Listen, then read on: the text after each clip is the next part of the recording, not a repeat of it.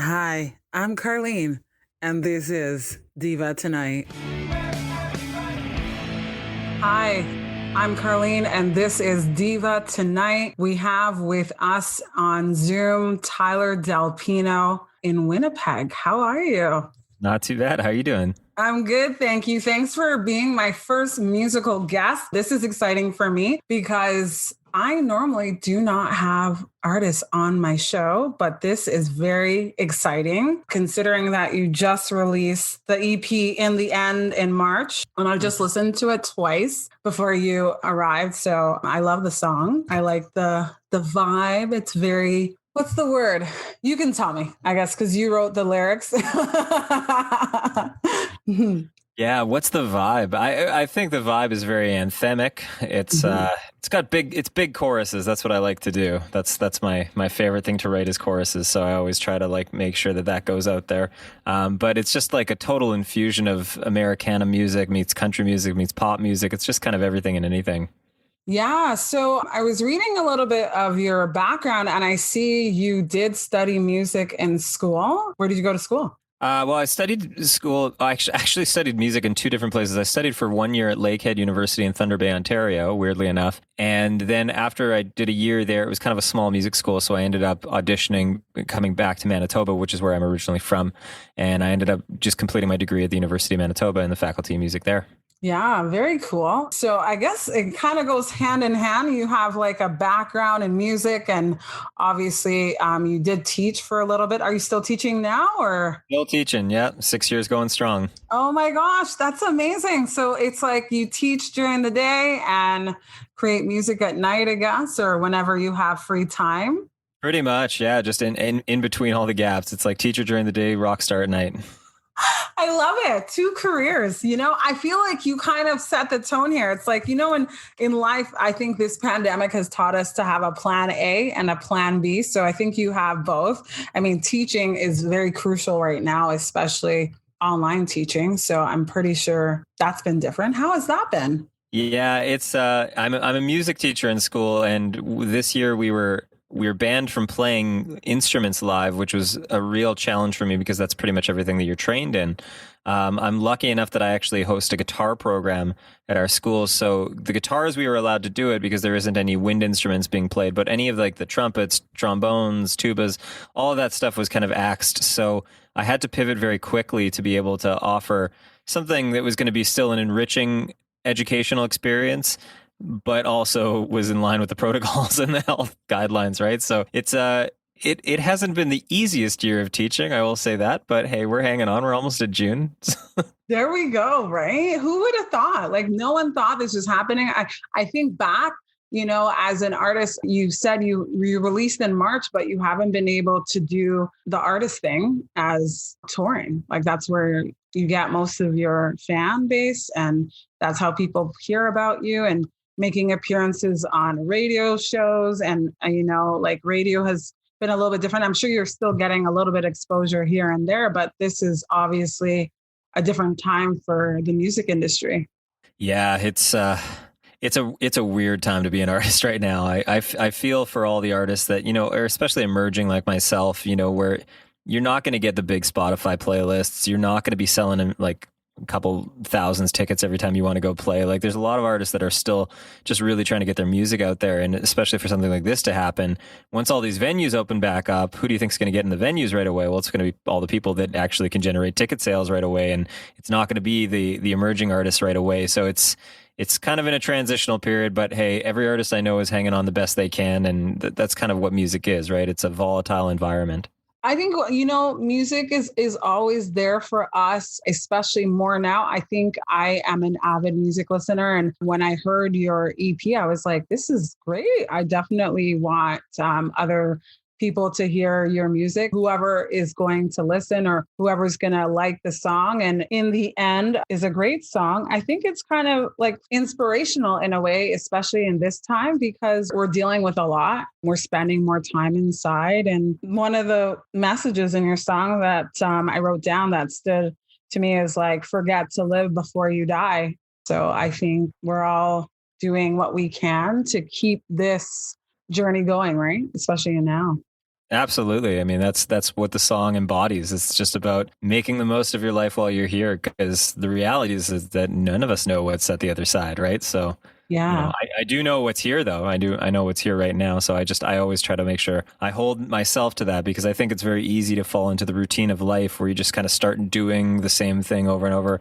And just even because you feel like that's what you're supposed to be doing, but sometimes you got to shake things up. And I think that song was kind of maybe a message to myself saying like, hey buddy, you gotta wake up, make sure you're still doing things that you enjoy doing.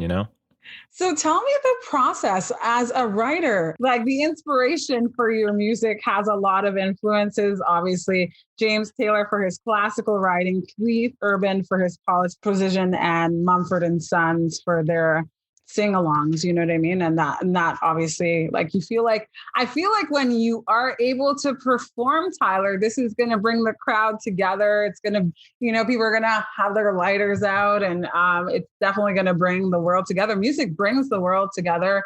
It brings people together. I think a lot of people miss going to a concert. I even think back to the last concert I saw, Glorious Sons, sold out concert. Music is amazing as a therapeutic source for us all. And I just want to know what was the inspiration for this song? Yeah, well, this is the only time in my life I think I've ever written a song for the video. There's actually a video that's on YouTube, and it all kind of came to fruition when one of my old friends and I had decided we were going to go on this trip to Europe.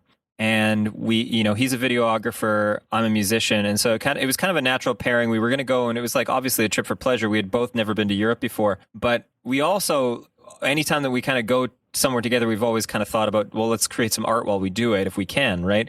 So it was kind of like we needed an idea for a song to be able to create a video behind. And so I just kind of thought about, well, why are we going to Europe? Like, what is the point of going to see something you've never seen before? And I think it just came back to the original message of what in the end kind of embodies, which is just about, well, you do it because it's a life worth living. It's going to see it because it's exciting, and it gets you out of your comfort zone, and it puts you somewhere totally new, somewhere that you've never been before. And it gives you a window into how other people live in different parts of the world. And it was just kind of all of that kind of internalized, and I just ended up writing this song is like honestly like a message to myself, just saying, live a little before you die. You might, if you could stay at home and you could just stay and play PlayStation, or go for walks around your own neighborhood, or you could get on a big iron bird and fly across the sea and see what happens, right? So it was a song that was created with the idea of creating a video for it in mind, which was kind of cool. I don't usually write songs like that, but it was a neat challenge for myself. And so I just tried to picture where we would be even before we were there. And so it was kind of cool. So if anybody's interested, they can check the YouTube video out. It's in the end, and you can see our little travels and gallivanting around Europe. And we kind of stopped people. We took a notebook with us, and we asked people that very question. We said, what would you like to do before you check out? And we got just a plethora of different responses. Some people were really funny. Some people were really heartfelt. It was a really, really great time, though, because it was such a cool way to connect with strangers while you're on the road, right? So when did you go on this adventure, like this trip? Well, it wasn't 2020, I can tell you that. It was 2019, the summer of 2019. Thank God we went then, because if we had booked it for the summer of 2020, I don't know that we would have been, and that video wouldn't have existed. So, my goodness, all the things we did before 2020. I know. Right? Oh, the year that we will never forget, the year in the history books. I mean, as a Canadian, I was born in Grenada, but I've been living in Ontario for like 30 years. And I mean, obviously you're a Manitoba native, and I feel like we've made the history books with our lockdown, like, you know what I mean? And so I'm happy you went on this trip and you were able to get inspiration. I feel like every time you go somewhere new, you learn something new about yourself. And I'm sure, like you said, that's so interesting that you were able to ask other people, on your trip, like what they want to do before they check out. Because I mean, I think a lot of us, if anything more now, because we spend so much time by ourselves, we are alone with our thoughts. So I think it's like when things actually reopen, we're never taking it for granted again. I'm not taking for granted going to a movie theater, going to a concert, and just hanging out with your friends and your family and all the things that we did before we went into lockdown, right? So. Mm-hmm. Tell Me More, in the end, is just the one song, but you have written others, right? I write more than one song, yeah. I'm focusing on that song because I like it so much, and I appreciate it. I can listen to it a couple of times. And actually, before we talk about the other songs, let's play the song "In the End." This is Tyler's inspirational song. It's the first song off the EP. So that title track, people. Your train's arrived. Now where's it go? Your heart's alive. Still time to grow. The world's got its rules and it don't add up. So go where you go. We roll through life and wish for more. Forget it sits outside your door. The search for love, the quest for gold is happiness. A tale we're told. The world's got its rules and it don't add up. So do what you can, never count on luck. Yeah, you hope and you pray that you've done enough in the mess of it all. But in the end, can you wear a smile? Look back and say it was worth your while. Oh, did you waste the time? Forget to live before you died. Just live a little before you die. Each day we try to fill the hole. We numb our minds and starve our souls. The world's got its rules and it don't add up.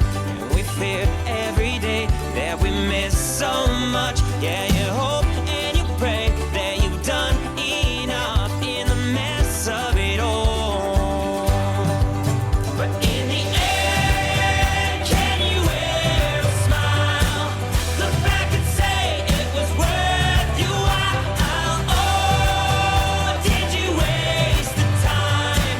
Forget to live before you died. Just live a little before you die. Oh,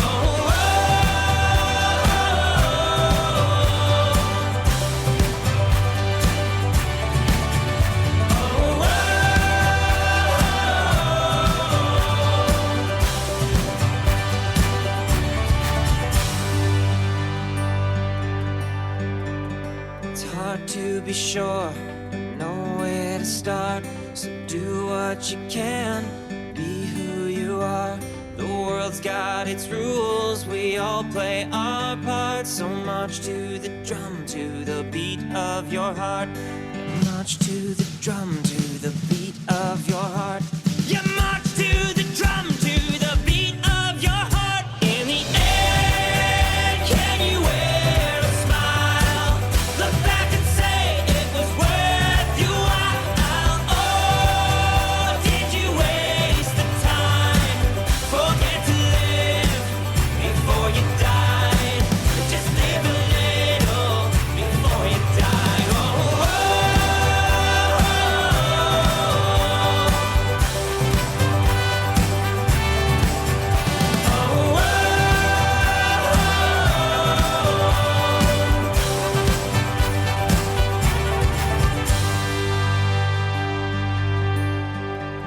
your train's arrived. Now where's it go? Your heart's alive. Still time to grow. I hope you enjoyed the song. Tyler, what other songs are like your favorite off your EP that you've written? Which ones are my favorite off the EP? Yeah. I mean, I like them all. I probably should since I wrote them. There's a tune called Barely Holding On, which is the second tune on the EP, and that one was the most recent single.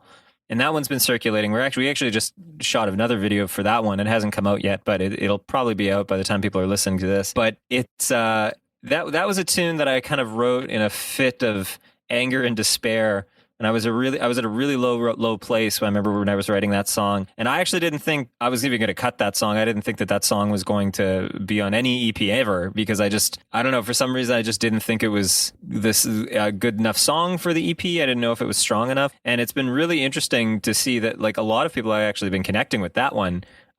Which is just that's what music does, right? Sometimes you don't think that you have something, and then other people are like, "That one's my favorite one," and you're like, "Really?" So that tune actually kind of holds a special place in my heart, just because I remember like the feelings that I was going through while I was writing it, and so it's kind of cool to actually be able to produce that, and then now to listen back to it and be like, "Oh, it actually turned out to be like not too bad of a song." But I certainly didn't have it as like even an idea of a single in my mind at all, you know. So that one's kind of a cool one.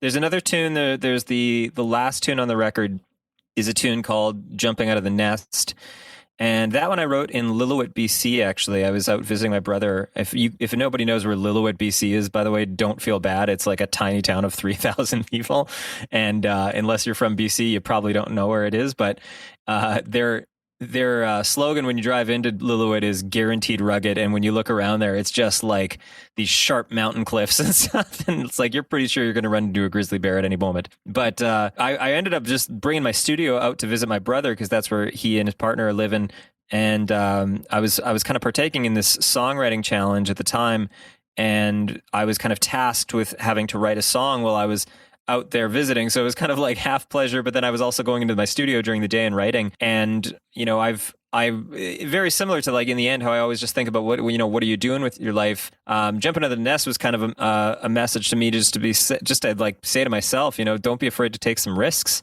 once in a while. And we actually shot a video for that one too. It's a bunch of different crowdsourced footage. You can find that one on YouTube as well, from a lot of people that I basically spent 3 days just going through Instagram and all of my friend contacts, asking them for videos of themselves who taking risks. And it ended up turning really cool. So it's, you know, that's a really, really neat song, just because I like even the structure of it, because it starts in one gear and then it kind of ends in a different gear, which I don't usually do in a lot of my songs. I kind of will keep you through the whole way. But this one, I don't know, it just felt natural. I didn't want to go to a third chorus in the end. I wanted to do something a little bit different. So that one kind of has a special place in my heart, just because of the place where I wrote it. It was at my brother's place, and a lot of the things that I was thinking about. And I also wrote it while like looking out his window at just this incredible mountainous landscape, which is just so cool. Like if I could write songs with that in my window every day, I would gladly do it. Well, it sounds to me like even though you write music, it's kind of like being an author. I feel like sometimes authors have like writer's block, and then you have to go away in the scenery there. But this small town in BC, when you mentioned the grizzly bears, it made me think, because I've never been to Manitoba, and Manitoba is obviously known for being cold, but they're saying that it's known for the polar bears, which I didn't even know that. So you're talking about grizzly bears. But, that's up north. Like the polar bears are up north in Churchill. We don't have any here in Winnipeg. But I mean, we have some at the zoo, but that's about as close as you're going to come to a polar bear. But yeah, if you go up to Churchill, I've never actually been, but you can do like a guided tour. Apparently, it's quite expensive though to be able to do this, but you have to go up and you pay however much money that it takes, and they'll take you in like a big armed truck, and they'll take you to the zones where all the polar bears are. But apparently like that whole climate is not doing so well as of recently, just because of a lot of climate change. So a lot of like the ice that the polar bears have hunted on, well, that's all starting to dissipate. And so that's driving the bears further and further into town. And so the bears are starting to have to come in more southern, just trying to eat and trying to stay alive. So it's kind of in jeopardy. I'm not sure how long they'll be able to sustain themselves, but we got to figure out our global climate crisis first, probably. So yeah, and that's another issue too in itself. What we've done to Mother Earth is obviously affecting us now, and we're seeing the ramifications of that. But getting back to the music and what you do, some people know when they're very young what they're going to do when they grow up. And I want to ask you, because you have obviously two careers, you're a teacher and an artist. So did you always know that this was something that you wanted to pursue? Artistry, yeah. I don't know that I knew I was an artist, but I definitely was doing all the artist things. It wasn't until I think I was like kind of in my teens that I was like, oh, that's what you do when you want to do all the things that I kind of naturally do. I was always kind of making up melodies. I was always drawn to art. I was always listening to a lot of music. I always wanted to be part of it. I remember I had this dream as a 9-year-old where I was like, I just want to be in a band. And I don't know that I fully realized what my role was going to be in that band, but anytime that I found out somebody played an instrument, I'd be like, okay, cool, you're my band. Sweet. I didn't know what I was doing in it though. I don't even know if I was planning on singing. I was just like, I wanted to be in the band, right? And then I slowly recognized that over the course of many, many years that all the people that said they started playing guitar or started playing the drums, well, they all kind of quit their instruments, and then I was the only one who still wanted to keep doing it. So then I kind of ended up having to have a good talk with myself and say, well, I think you're probably going to have to learn all these instruments if you want to be the band, which is what I ended up kind of doing. That's why I was able to produce my own record, because I play almost everything on it, which is like, a little tedious, but nonetheless, it's still able to get done. But yeah, like the teaching thing, that kind of came secondary to my musical pursuit. I knew I was always good with kids, and I've worked with kids for a long time. Like even I was running day camps and stuff like that. I was like a camp counselor and stuff when I was like in my teens. So it was an environment I was very comfortable with already, but it was also kind of a reality check too when you kind of go and do a music degree and you start to think about, well, what am I going to do after this music degree? I was like one extra year to tack on an education degree, and I was kind of like, that seems like maybe a smart plan. So I ended up kind of just falling into it naturally, but I think I went into music because I was a true musician, true artist. And I think the teaching thing came secondary, but I'm still in the stream that I love. I don't know that I could be in a public school teaching something like ELA, for example, or social studies. I think those are great subjects. I just don't know that I personally would want to instruct them. I prefer to stay in music as much as I can. And that's important, especially because that's your passion, right? And I think at the end of the day, if you fall away from your passion, you end up coming back to it anyways. And so I think as an artist myself, like I'm not an artist in that way, but I'm a dancer. So I danced for 10 years. And so anything to do with the arts, I feel like it's always going to be there. If you did it for a long time, you pursued it for a long time, and it gravitates to you. And like, you know what, Tyler, I'm telling you, even if you stop creating music or, you took a little break, I'm sure someone would say to you, like, like you can't not do this. Like even with me, I've had people remind me. And so I say to myself, I do have to continue to pursue this no matter how long it takes, because people notice like you have a gift, right? Your gift is the voice that you have and the music that you create. And hopefully during this pandemic, when you're able to perform, I don't know, are you doing like online performances now? Or like, I know some artists are doing that. Yeah, I've done a couple of them. I don't love them. They're okay. Yeah. But I think I much prefer to be in front of people, like when you can actually see them. It's tough with the online model too, because I find when people tune into the online model, and I'm not saying all people, there are some people that genuinely would love to sit down and watch an hour-long show and are totally, totally happy. But I would say the vast majority of people, or at least in my experience, is that they will tune in for a little bit of time, and then their attention needs to be diverted somewhere else. And to no fault of their own, it's just like you lose some of that intimacy when you don't have the performer directly in front of you. And I think that that's an important thing for live music, because I think anybody that has been to a live concert can always attest to the energy in the room. And sometimes you just feel like you're part of this experience that is so unique in and of itself to that moment. And it's like you are having this moment with the performer, and everybody in the room is experiencing the same thing. And you know that everyone outside of the walls of that theater don't get to experience what's going on inside that theater. And there's just something that I don't know that you can replace by doing the online thing. I understand when there's a global pandemic, you have to be driven to online because that's all you can do. But I am looking forward to emerging after this, and hopefully when we can gather safely again, and when we can hug everybody as much as we want again, that we can get in front and we can get people too close to the stage, and I can just sing some of those songs, and we can have those moments again, because that's really what is the most important thing to me when I'm playing music, is connecting with people. I just want to connect with people. And I find it difficult to do that through a screen, even though the comments are kind of flooding up, but I don't get to see their faces. I don't get to see the emotion. And that's really what I care about.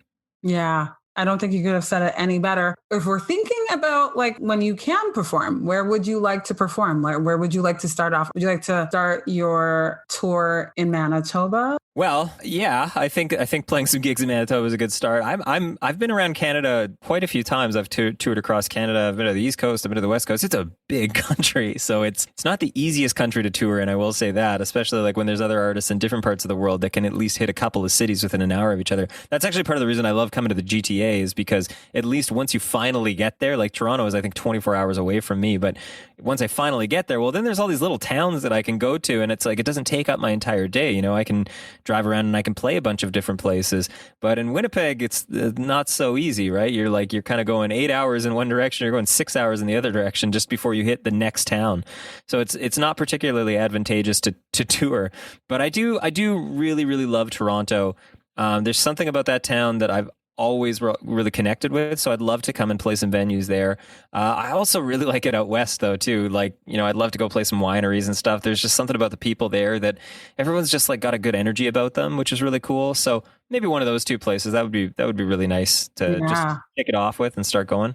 Yes. Once you get to Toronto, I will definitely come and support for sure. I love my Canadian artists. And I could see you at several different venues here in Toronto. It's a great place, especially for concerts. A lot of artists do come here, and you are right. Depending on the venue that you perform, it would definitely be good to get around. Like you said, you can cover so much, like Toronto, downtown Toronto, especially. And then we're talking Hamilton and other small areas. Like I'm just trying to think of like where like the concert venues are, of course, right? But I think it's like Waterloo. There's like Kitchener. Yeah. Montreal's not even that far away. It's like a little. That's another area that's great too. You know, some great artists from Montreal. It's interesting that you're bringing this up because I worked for a talent agency. I'm not going to say their name, but we had a lot of Canadian artists, and I think it brought back the love for music even more for me. Just being able to see the Tea Party at the Horseshoe Tavern. I saw Our Lady Peace, saw Charlotte Cardin, and I learned about Gloria Sons. If it wasn't for them, I probably wouldn't have even known who they are. So, but obviously, just getting back to the music here, who has been your inspiration when it comes to music? Well, my favorite band of all time is the Beatles. That's kind of what brought me into songwriting. I actually have like this tattoo of the Beatles on my arm, which has like the yellow submarine and everything. That was the band that turned me on to music and writing, and that was the first band that when I listened to, I understood what songwriting was versus just being a musician. Because when you listen to the Beatles records, there's complexity, but there's also simplicity, and there's a lot of like it's just so beautiful in how simplistic it is. And one of the cool things about being an emerging guitar player, like when I was just trying to get my fingers on the damn frets and the strings, right, is that, you know, you learn 3-4 chords, you can play a Beatles song and it sounds pretty close to the record because that's what they had, right? They just stuck a microphone in front of the guitar and then they sang the song. So that was a really good point of connection. Like, you know, nowadays I like when kids ask me, they're like, I want to learn this Billie Eilish song. I'm like, okay, well, there's probably like 100 tracks in this, and like most of them are synthesizers, right? Or like there's, you know, it's not as easy to just recreate. You can find kind of the sonic landscape, but I really love when you strum a chord on the guitar and it sounds like the record that you know and love. And that's what the Beatles really did for me. So I would say that like that band probably more than anything just gave me inspiration.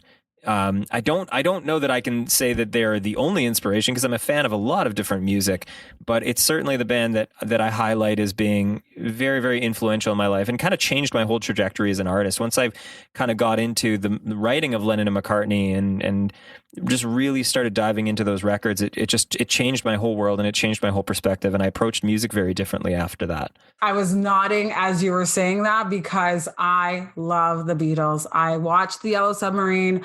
I watched Help. One of my favorite is Ringo, and I love Paul McCartney. And everybody loves Ringo. I know, right?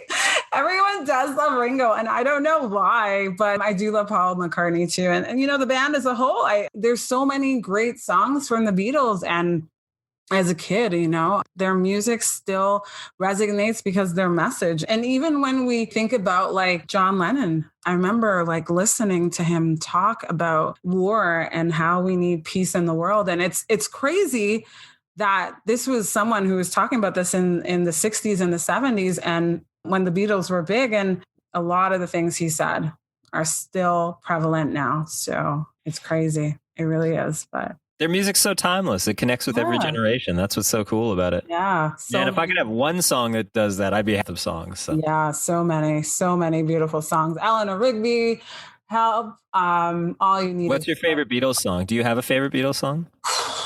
That's a good question. Oh my God. Mine's A Day in the Life. A Day in the Life. Okay. Okay. All right. The last track off of Sgt. Pepper's. And it's my favorite because I find it's the perfect blend between McCartney and Lennon's writing. Okay. It's just such a really cool climactic moment of that record. For me, I guess if we're gonna pin it down, I don't know if this is the name of the song, but Eleanor Rigby. Eleanor Rigby. That I guess that is the title. I just wanted to make sure. I wasn't sure, but I think that's the only Beatles song that none of the Beatles played on. Do you know that? Wow. Because it's all a string quartet, right? There's no, they didn't play any instruments. It's just McCartney who sings on it. I believe that's the only track that the Beatles put out that that none of them played on. I just chose the one. I mean, you're putting me in the, you're making me think of all my Beatle favorites. And that's another song where it's like, every time I hear it, it's like, the lyrics just stand out. But if I'm going to choose another one where it is all the Beatles, it would be Help. Oh yeah, that's a great song. Yeah, great song. So good album too. Yeah, right. Not a great movie though. Have you? I know that you said you've seen it, but the movie. I will say the Beatles movies. I know why they made them, but those are certainly not the pieces of content that I would hang my hat on if I was that band. No Academy Award winning movies here by the Beatles. The song performances are great, but the story is just rubbish. So many fans and their music is still powerful now. Like that's when like you said, timeless. Music is timeless, right? Absolutely. And if it resonates, but that is so amazing that we've come. So if we're going to play one more song, what would you like us to play? From my EP or just a song in general? No, from your EP. It's all about you tonight, Tyler. It's all about you. Yeah. What would be a good tune to play?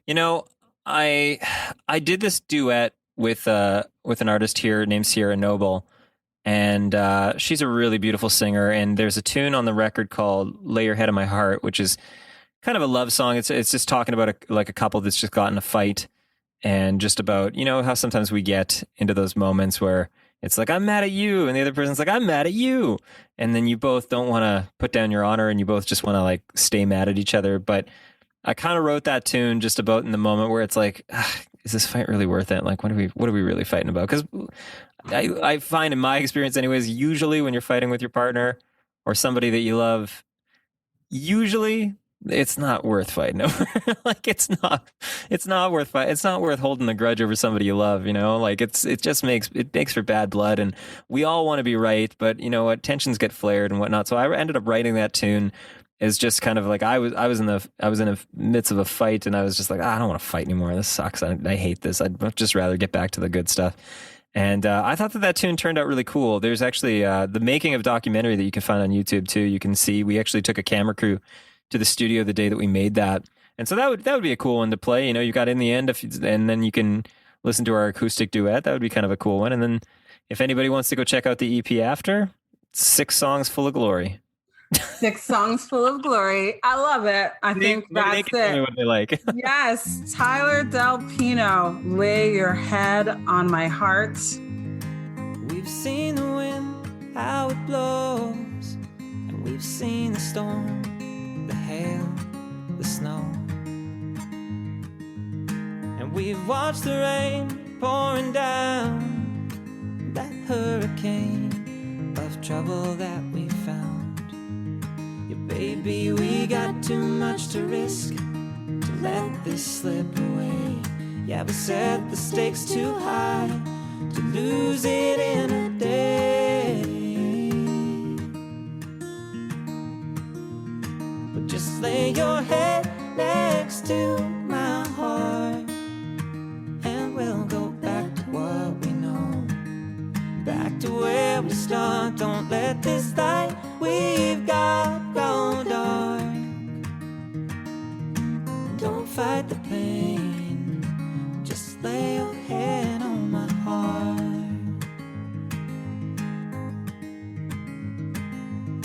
Yeah, we've run our mouths, and stayed up till 4 a.m. to talk. And we've let our pride take the lead and lost sight of everything we've come to believe. Yeah, baby, we got too much to risk to let this slip away. Yeah, we set the stakes too high to lose it in a day. Well, just lay your head next to my heart, and we'll go back to what we know, back to where we start. Don't let this light we've got go dark. Don't fight the pain, but just lay your head on my heart. Well, no, I don't wanna hurt you or lose our way. Let love be a virtue, let fear melt away. No, I don't wanna hurt you or lose our way. Let love be a virtue, let fear melt away.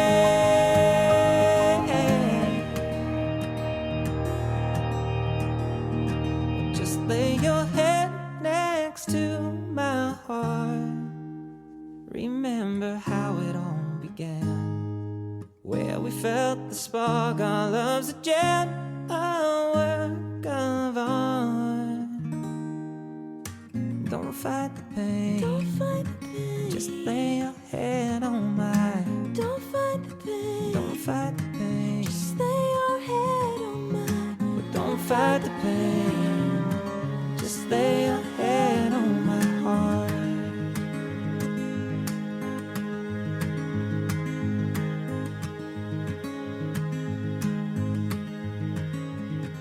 So Tyler, thank you so much for being my first artist on the show. Woo! Thank you. Yeah, thanks for being on here. And what's the EP called again? Remind me. In the End EP. No way. There we go. Got really creative with that title. Perfect. My Beatles fan. I now know someone else who I'll be like, Tyler, how about those Beatles? Huh? You know, that's one thing that I will say. I meet artists all the time, and there's some artists and there's some people like this. Maybe they're not even artists, but there's some people, and you probably know these people that, you know how they like come up with a name for everything? It's like, so like an example of this would be like when kids have stuffed animals, they're like, well, this is George and this is Princess Penelope. You know what I mean? And then they go down the line. I am so bad at coming up with names, like to the fact that like when I was growing up with my stuffed animals, my bear's name was Bear, and my gorella's name, I had the stuffed gorilla and its name was Gorilla, and that was just it. And it's like, it still translates even into my adulthood when I'm trying to come up with a name for my damn EP, and I'm like, I don't know. And so it's just like, I'll just call it the title track. Oh my God, that's so interesting. I think we have a lot in common, you and I. I struggled with titles, even for the name of the show. Carlene Tonight, and we changed that to Diva Tonight, but I had people help me. Carlene Tonight, I didn't create that. Like someone helped me create the name of my podcast. So that resonates with me too. I struggle with titles all the time. I feel like I can write a poem, but I can't. I'm like, what am I going to call the poem? Yeah, I know. It's the same with song titles and stuff. You're like, I don't know what to call this one. You know? It's tricky. Figure it out, Tyler. You need to figure it out this year. I know. It's a big goal of mine. Write better song titles, Tyler. Well, I hope that everyone checks out your album. I hope so too. And you know, thank you for sharing your artistic approach, your journey, and I wish you all the best with the album. And I hope that when we reopen, we'll get to see you live and Absolutely. In person and not behind a Zoom camera. I think we're all going to need a big Zoom timeout after this. I know. Call me when you're in Toronto, Tyler. Absolutely. Thank you so much, Carlene. I appreciate it. No problem. I'm Carlene, and this is Diva Tonight with Tyler Del Pino.